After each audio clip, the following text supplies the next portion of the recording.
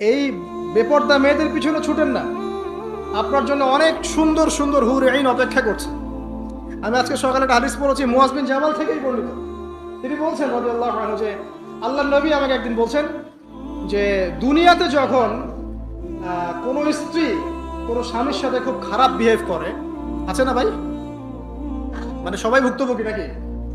আচ্ছা, এরকম যখন হয় তখন জান্নাতে তার যে হুর আছে, ওই মুসলিম ব্যক্তির জন্য জান্নাতে যে হুর আইন আছে ডাগর ডাগর চোখওয়ালা, ওই হুর আইন অদৃশ্যভাবে বলতে থাকে এই মেয়েকে উদ্দেশ্য করে যে তুমি ওকে কষ্ট দিও না, তুমি ওকে কষ্ট দিও না, কারণ সে তোমার কাছে কয়েকদিনের মেহমান মাত্র, অচিরেই সে আমাদের কাছে চলে আসবে।